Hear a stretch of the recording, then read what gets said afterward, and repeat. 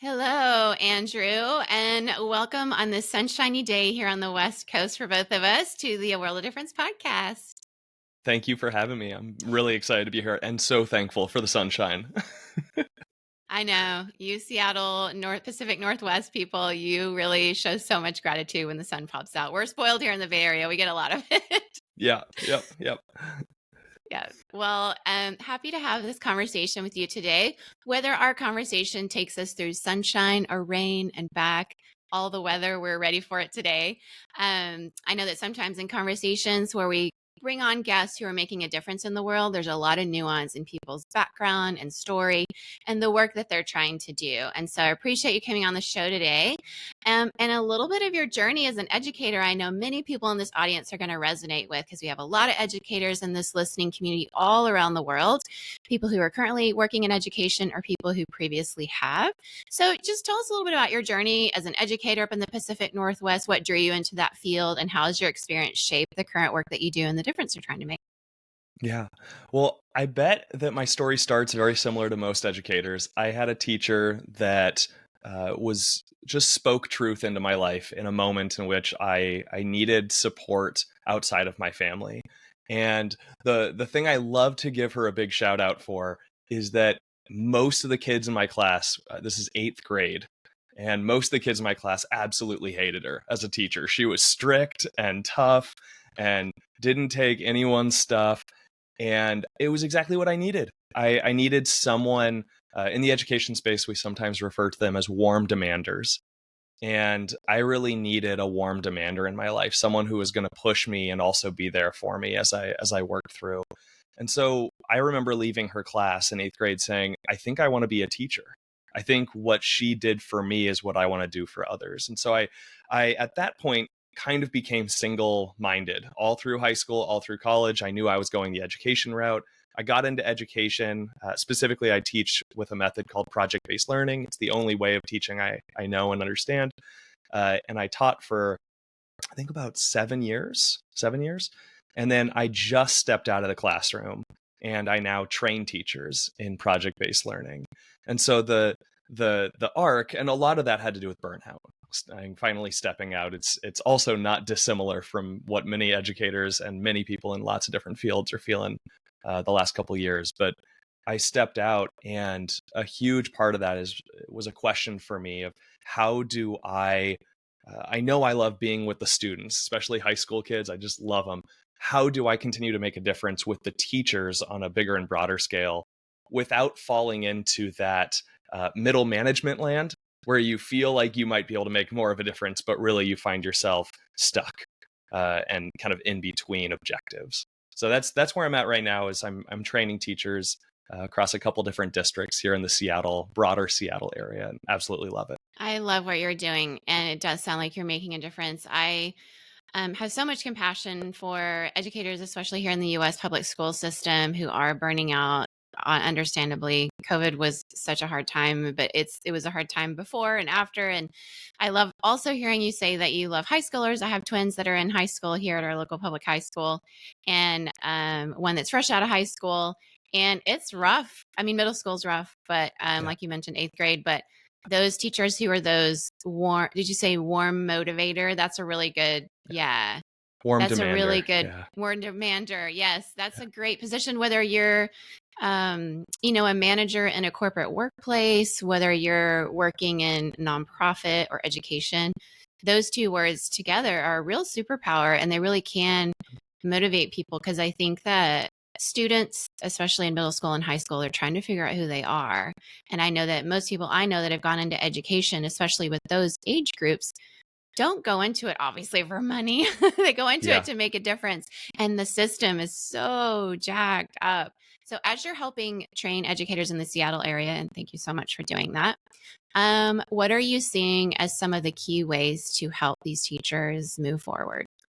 Well, I'm so happy you mentioned the system and this will be much more broad than just education. But I think what I experienced in my multiple burnout moments is, burnout is a cyclical force in a society that's built the way that our society is. And so when we talk about burnout, I think one of the ways that I really hope to make a difference and work to make a difference is that burnout becomes cyclical and will continue as long as you're not changing either the conditions that you are surrounded yourself with and you are constantly going through every single day, and your posture. And so there's this both and to moving out of this structural burnout. And so one of the things I really focus on with adults, because part of my job is teacher training, and then the other part of my job is I love working with adults outside working hours, really trying to piece together what are the practices that can hold us and support us and build in resilience and meaning and purpose in the midst of this moment, which Cornell West refers to this as the catastrophic. And so I really think about that a lot, is what is the difference I can make in helping people ground themselves in practices that help them to navigate the catastrophic and help them navigate the burnout experience, right? Really focus on that posture shift. So one of the ways I do that is I'll work with people one-on-one, and we'll do a lot of work around what were your dreams and goals when you were younger, and how have they turned out? How have they panned out? And whether or not they have, at what points did you feel your posture shifting or your direction shifting, your approach to life shifting? And without judgment, right? Without looking back at younger you and being like, why did I do that? But instead, looking at those moments as learning moments and saying, all right, what is the posture you're carrying now? And how can you root yourself or ground yourself deeper in the person you want to be, so that the possibilities you want to live into the world can be lived through you? And that's, I think, really important for teachers to hear. There's so much of teacher training that is so focused on objectives and success criteria and your tasks and all the things. There's so little real, honest, raw, just I'm going to say professional development, but this is really personal development of you are a human in a system that is constricting and constraining. How do you maintain a connection to who you truly are in the midst of that? And I think that's a missing link in a lot of our professional industries, especially here in the United States. But how do we really treat people as human, not so that they can become more productive, but so that they can love what they do, or at least like it and bring their full selves to it. Yeah, absolutely. I couldn't agree more. It is an old system that has not changed enough to where we are now. Yeah. And it does lead to burnout. So you feel like a cog in a wheel. This is what I'm hearing over and over again from a lot of Yeah. teachers. AI is impacting education, but it's also impacting the industry where I work, because I actually work in a tech company, and AI is something our company does. But I'm constantly saying, be a human. The more human you are, the better you're going to be positioned career wise and personally for the future and for your whole work life balance that you're working toward. But the system, you have to go against it. And that in itself can be really tiring. I have known, as a parent, I have known educators of my own children throughout the years who seemed highly dysregulated in the Yeah. classroom. One of my own children had a fourth grade teacher that was very verbally abusive and would actually throw things at my child, and to this day suffers from PTSD in classrooms because of that experience. We've had to spend so much money in therapy for this child. But I also look at that teacher and think she was burnt out, and Yeah. the system was putting more kids in her classroom, expecting more numbers, and she was not, like you said, receiving any of that human personal development that allowed her to find space to breathe herself. And not to excuse what she did, she should have excused herself and stepped out, or her principal should have removed her, which that did not happen, unfortunately. But at the same time, you see how the system produces people like that. So as you're working with teachers and making a difference, giving them these tools, do you have any stories or people that have inspired you that you've seen transform? How is that going? Yeah, so many. So the person that pops in my mind immediately, older man, wasn't a teacher. So actually, this is outside the education space.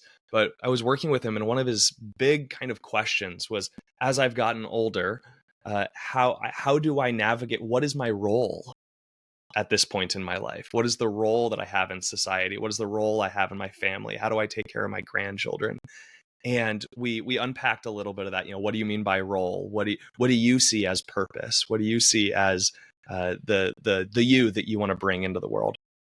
And he hit upon this moment as we're talking where he realized that, you know, he had no idea who he was, who he wanted to be. He had all these narratives around, especially around masculinity, around role, around purpose, around what you need to do. And he had never been given the tools or even the time. He had never had anyone hold space for him so that he could take a look at those narratives and ask, are these even narratives that match my experience? Are these narratives that match my values? Are these narratives that match the way I want to exist in the world? And so I've had similar conversations, and so that was a big breakthrough moment for him. I've had similar situations and work with teachers where they, similar to me, chose early that they wanted to become teachers, and then they got on the conveyor belt. And here we are 20 years later, 10 years later, 30 years later in some cases. And especially the older teachers, they've been teaching the same curriculum, for 25 years. And they've seen the fads come and go because there are teaching fads. And so whenever someone shows up with new fads that, they reject, they say, no, I'll ride this one out. And there's the curmudgeonly energy kicks in. um, and so I've had a lot of work with teachers like that, where we do very similar process.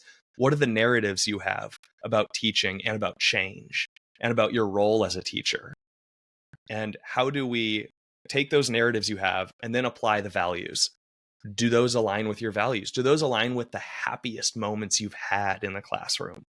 Because if they don't, that's an indicator. If your happiest moment, here's a concrete example. I was working with a teacher a couple of weeks ago, and she was talking about how happy she was when they did a project and a student essentially asked a question of, how can I solve this very real world issue in my community? The student was working on gentrification in his neighborhood.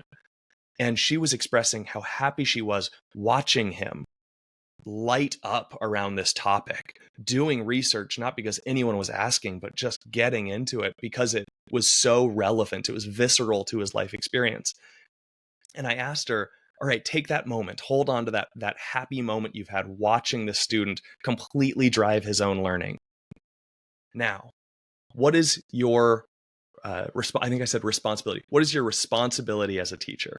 So I shifted, and the teacher, as if she had dropped the entire happy experience, shifted, and she said, my responsibility as a teacher is to bring all the information and the content and give it to students. She used slightly different words, but that's what she said.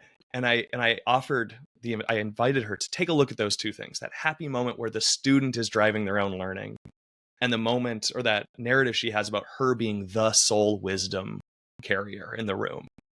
And I asked her, where do you see the difference there? And she just started crying because she realized her entire career had been built on these narratives of, she is the fixer, the saver, the corrector, the wisdom bringer, she's the person. These kids' lives are based on her for a year. And then she realized, and my happiest moments are when I don't have to carry that alone. And I can actually let that entirely set that down and recognize that my students, my responsibility is really to support these students as they are becoming their own people and figuring out who they are. So I think so much of my work with teachers and non-teachers is around asking the questions of our narratives. And where do our narratives fit with our life experience? Where do our narratives fit with our value systems? And finding the gaps and just shedding light on them first. So good. The work that you're doing is really unpacking a lot of onion layers, both within Yeah. cultural narratives, narratives like you mentioned about masculinity, what it means to be in our own bodies and our own genders, and all those things. And your story reminds me of my kid. Two of my three kids were involved in one of their international schools, and we lived in Singapore for 10 years. Was Gems World Academy, and they had this thing on the wall when you first walked in. It said basically like there's a genius in every child, and the whole philosophy of the school was to get teachers not to just impart information, but to understand the uniqueness of that particular child and their difference they brought into the classroom to help them discover what their thing is and help them learn and be a lifelong learner. And it was just an excellent school because that model works really well. And I think it's also congruent with how we are here on the World of Difference podcast. Every person I bring on, I learn something from. Every book I read, I may not agree with 100% of it, but even if I agree with 50% or 85%, I'm learning from what that person's perspective is. And I think that, teachers, if they have been put in a situation where it feels like they're just the imparter of all the knowledge, and then the kids are these sponges that have to absorb it, and they can't learn from those kids, and it can't be an exchange, which I would say white culture in America lends more toward that than where I grew up in Latin America or where I was living in Asia for so long. Like, it is a harder shift for some people. So as you're unpacking this up in the Seattle area, which, I think has a little bit of diversity, but still largely white in a lot of areas, what are some of those cultural narratives also that you're having to unpack? What are some of the obstacles, internal and external, that you're working through with them? Yeah.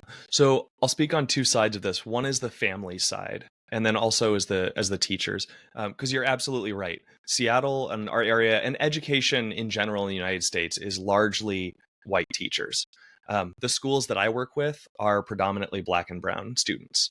And so we have a really, and that's by design. I work for a nonprofit that our entire stated mission is to support kids of color getting into high tech industry and having like experiences while they're still in high school that will support them with the skills to be there successfully.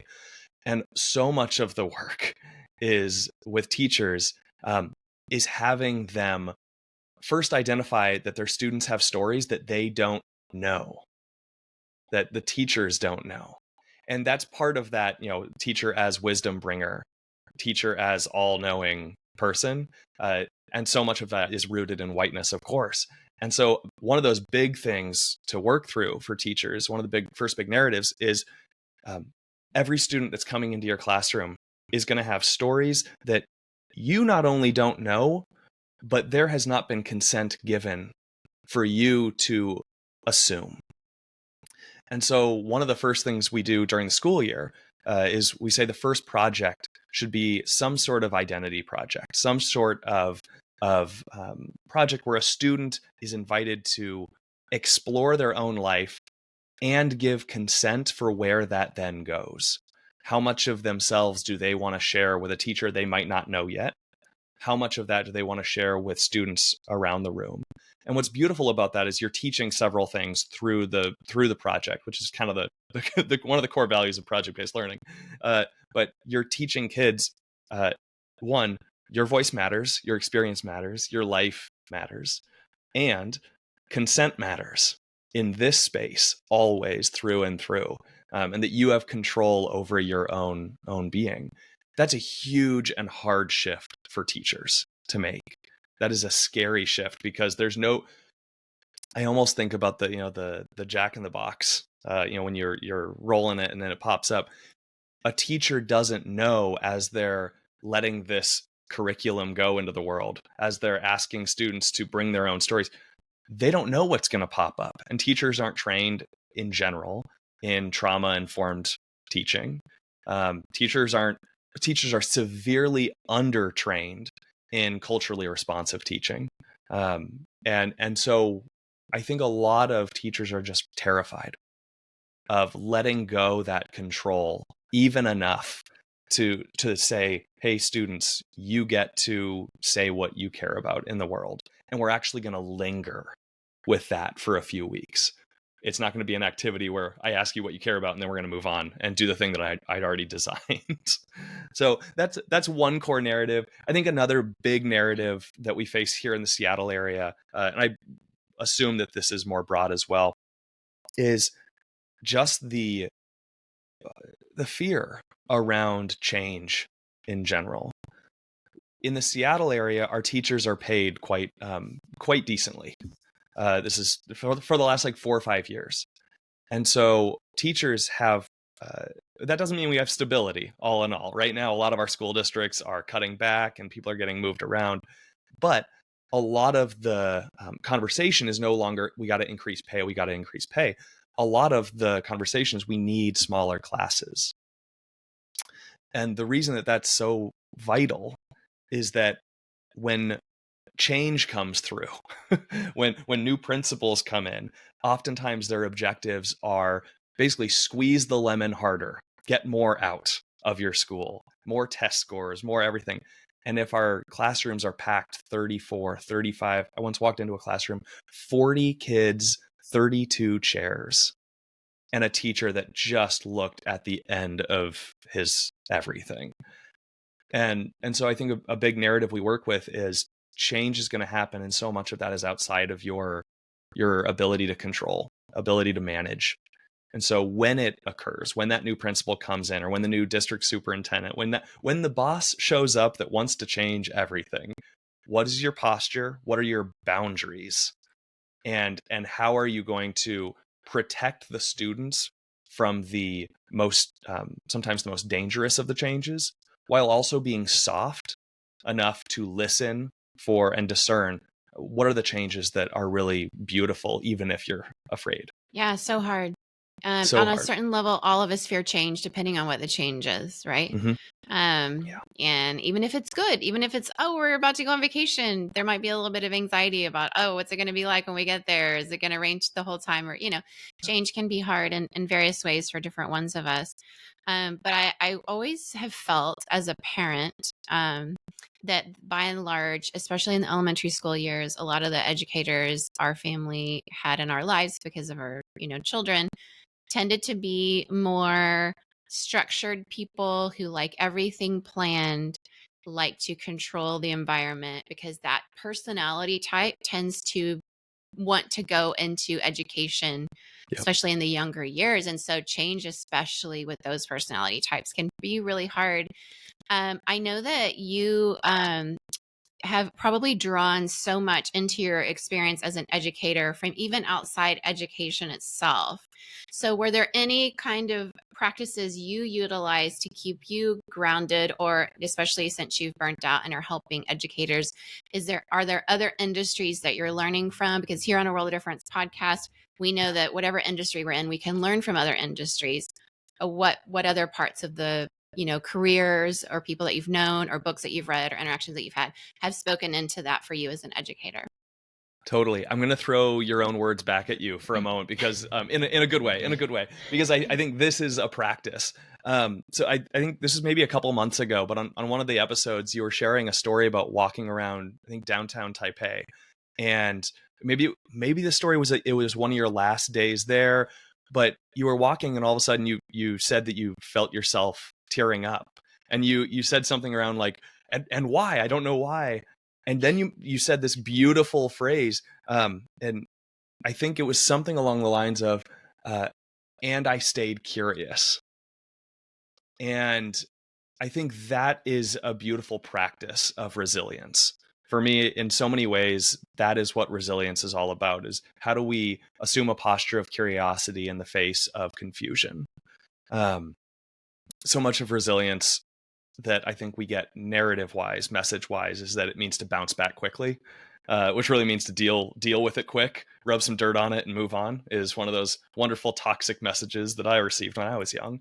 And I think resilience isn't that. Resilience for me is, how do we experience the full messiness of the world and then stay connected in whatever ways that we can, and no matter how fragile the connection is, but how do we stay connected in that messiness to our sense of purpose and our sense of creativity and our sense of usness, courage in the world. And so when I look at other areas, I think so much of my work has been informed by somatics, body somatics, and that has been a really big thing for me personally, as well as especially when I step into schools, because so many of schools are dysregulated places in general.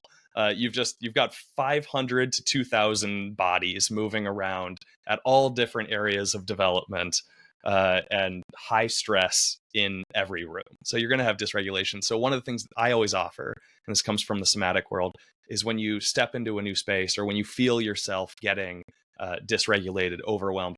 My favorite one is when you feel yourself getting defensive. is to slow down and do something. It's called the centering practice, which is very original, and it's from the Strozzi Institute, which is down kind of close to you. It's in Oakland, um, and their practice is you pause and then you feel for your length, width, and depth. And what that means is you feel your body lengthen. So raise your head up towards the ceiling to the extent that you can. You feel your feet grounding down into the floor, but you feel your length and you connect with your sense of inherent dignity. And then you feel your width and you just try to feel what this is the way I do it. I try to feel my clothes on my hips. Try to actually feel like, am I aware of what's touching my skin? How can I kind of zone into that and ground myself in that? And then you push that further and try to connect, at least energetically, with people around you. Remember that you're in a relational space. And then you connect with your depth. And so you try to feel your clothing on maybe your lower back, on your stomach, on your chest, and you connect with everything that's come behind you, or everything that's come before you, excuse me, and everything that might be still ahead. And then you move into whatever chaos, change, nonsense, especially when it's a school setting or a work meeting. You move into that next piece with a step of fullness, a little bit more skillfulness, a little bit more choicefulness, because you've taken that moment to ground. So that's one practice and one area that a lot has come to for me. Is somatics has just been really life-changing in the way that we were talking about whiteness earlier. So much of whiteness is body denying. And so many of my personal narratives are around body shame and body guilt. And so growing up and being able to say, no, my body is good. Yes. And also in so many of these contexts that I'm walking into where there's so much dysregulation, I have the responsibility to check in with my body and maintain my wholeness as I'm moving in this space. So somatics has been really, really valuable to me. Wow, thank you for sharing that particular tool. That was really good. I was kind of walking through it as you said it, so it's helping me stay grounded in this conversation. And I agree. I mentioned this before on the podcast, but so many of the grounding techniques that I've learned from my own therapist over the last 3 years have helped me walk through uh, my own complex PTSD from a traumatic workplace, which was a hostile work environment. And just like, like I mentioned, I have a child who had PTSD from a classroom. So now classrooms, that child has to do work. Also, a lot of grounding techniques so that the sensory environment doesn't trigger their nervous system. And it's hard work, especially for children. But for me, I still work. I still have a career. And even though I'm in a different work environment, the two workplaces I've worked in since that particular one, have things that could trigger me if they look at all or smell or feel at all like the previous one. And so the somatic techniques I've used have also been life changing. Just mindfulness is hard work for me. I'm not great at it. I'm still a work in progress. Doing EMDR currently with my current therapist over like an ambushing, bullying, mobbing kind of meeting that I had. And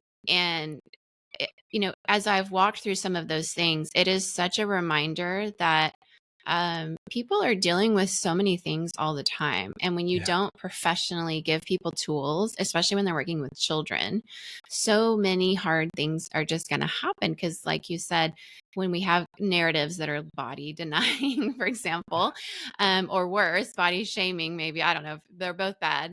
And you have dissociative experiences that develop from that. You have just all kinds of things that are going on, both with children and with the educators themselves. And so, as you've been involved in sort of this like more contemplative type of experience and really being curious about yourself, are there any authors, leaders in that space that you want to point us to? We are readers and researchers by and large in this community, and we love to have extra resources. So if there's anybody you've learned from that you could point us to, we'd love to know. Oh, for sure. The first person that comes to mind is Resma Menachem. Resma is a trauma specialist that focuses specifically on the impacts of white body supremacy in the United States in particular. But Gabor Mate has been highly influential in my life. On the teaching side, folks like Bettina Love and Trish Malines, Deziko Malines, just phenomenal people. But I think if I was, and I say this in some of the workshops I lead that are with non-teachers, if there's one person I point people to, it's Resma. I think Resma brings a lot of the somatic work along with some of the deep, especially for folks like me who have white bodies, some of that deep work of what are the narratives that I have that because I look like folks who have historical power in this country, I have never had to deal with. I've never had to look at. I've never had to face. I've never had to become aware of. And therefore, I just run on autopilot with them. And so I always push. I think Resma is one of the most important thinkers and practical workers right now in the United States that are helping people with healing. So I always highly recommend him.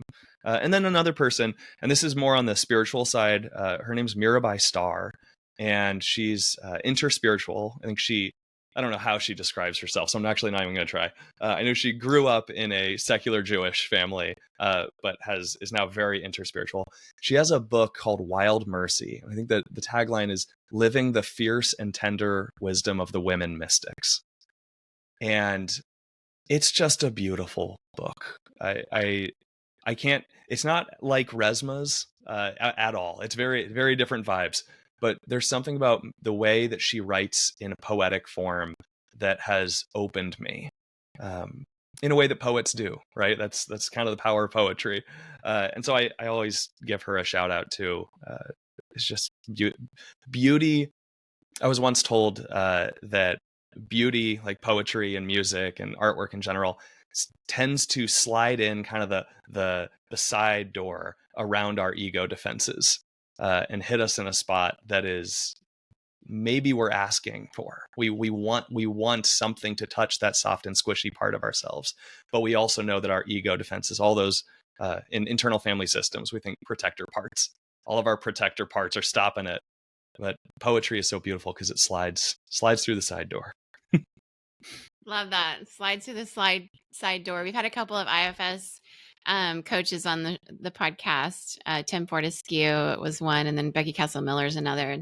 And it's a reminder that in my own trauma work outside, I mean, not even IFS, but other trauma work that I've done, and I am a trauma-informed certified professional because of work I did actually in a tsunami relief, and then years later got trauma informed certified. And I remember in that process them discussing, and we even went through practices ourselves where it was the right brain activities that by and large really made such shocking impact on ourselves, on me included.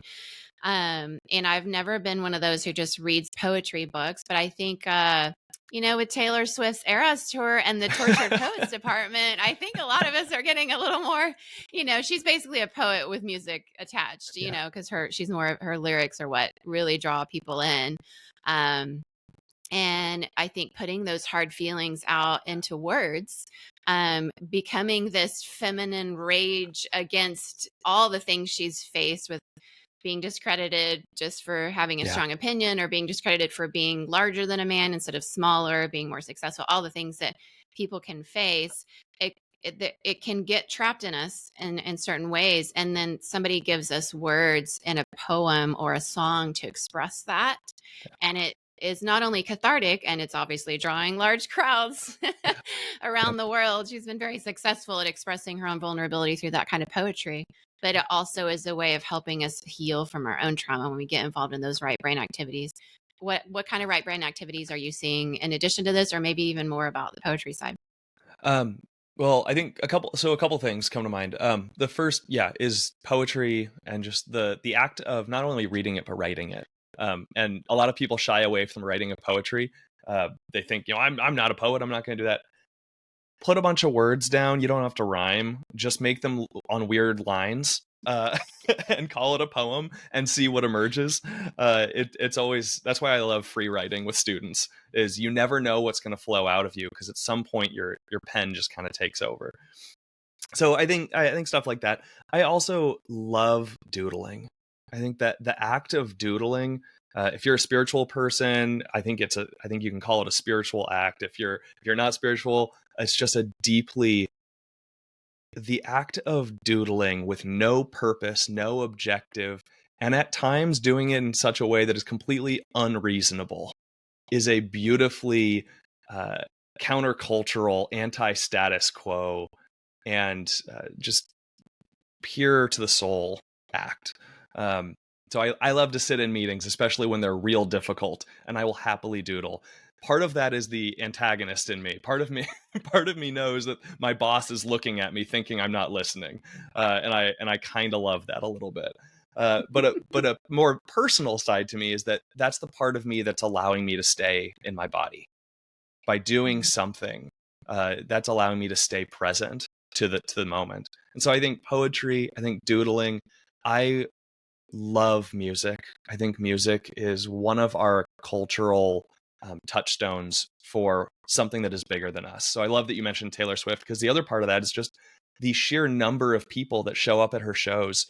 There are such few spaces where we can get together as a collective and honor something together. And I think that is really a valuable thing that music still has. I was just writing a couple weeks ago about the missing element of communal singing in our world. And because I started thinking, I was like, when was the last time I collectively sang with a group of people? There's the seventh inning stretch of baseball games. There's every sports event has, that 2 minute chunk of time where there's some singing. When I was growing up, there were church services, but I don't go to church anymore, and I don't consider myself a Christian in that space anymore. And so that's gone. And so where do we engage that part of our brain and our body in a collective anymore? So I think music has always, it's always been there for me. There's those days. Taylor Swift was actually one of the, I think I still have a video on my phone from when I was 16. No, that way too young. Maybe 18. And I had just broken up with someone, long overdue. And I have a video of myself driving down the road, like scream singing to one of Taylor Swift's early songs. So between her and like Johnny Cash, for me, that's my those are my, like, I need to get something out of me kind of music. Yeah. I can see the connection between the two. Yeah, they both have this way of expressing darkness that you need in those moments. I mean, nobody's better at the breakup song than Taylor Swift, Yep. right? She's the Yep. best, absolute best. Yes, it's so cathartic. And, I took one of my kids for 16th birthday in November to Rio to see Taylor Swift, a huge Swiftie. And I'd never been to one of her concerts, wasn't necessarily a Swiftie myself, although I was converted. So just like a big tent revival kind of came Yep. in Yep. Rio.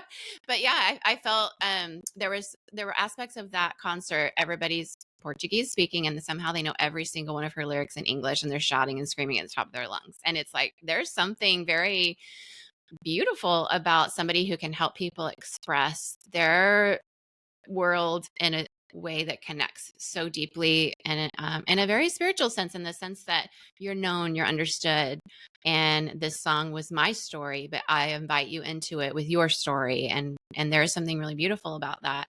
That music can do. And I do think it does play such a role, both in healing and helping us figure out who we are in this world. And, part of the work that you do is you bring these cohorts of people together. So, my last question for you is, if somebody's wanting to do more of this work together with you, how can they find you and more of the work that you're doing? Where can you point them to? Yeah. So one of the things I love doing is once or twice or sometimes 3 times a year, I lead what I call an inner work cohort. And this is where I support folks finding a practice that fits them and fits their bodies. So many of us have like tried meditating, and then 3 days later, we're like, this is the worst. And we give up on it for the next, 6 months. And we try again, and oh, this is the worst all over again. And so I help people find a practice that actually fits our bodies, fits our lifestyles, fits our sense of purpose and who we are. And then we walk together for 30 days. And so as a cohort, usually 15 to 20 folks at a time, we have a daily practice. We check in with each other. This is something I'm noticing today that I've never noticed before. And it's because of this practice that's helping me become aware. And then we pair that with workshops around and how does our activism stem from this space of awareness?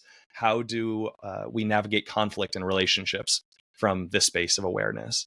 And so we go for 30 days, really doing a deep dive that is practice oriented, not intellectually oriented. So if you're interested in that, if that fits kind of the space that you're in, you can check that out at andrewglang.com. And then I write all the time on Instagram. So you can also find me on Instagram, Andrew G. Lang. Love that. Thank you for this work that you're doing and for allowing your own experience and your own transformation from a place of burnout to help you flourish and allow others to flourish as you go two steps ahead of them to share what you know. And I think that's kind of the gig is we don't have to know it all, but even if we're two steps ahead, we can reach back with a hand and help people walk through those rocky paths as we move forward and journey together. And it sounds like that's the role that you're playing in a lot of people's lives. So thank you for the ways that you're making a difference. I am going to ask you one more question for our difference makers in that community. But for this conversation, thank you so much for being here today, for the difference that you're making and bringing your uniqueness into the conversation. I appreciate you, Andrew. Thank you. This was a blast.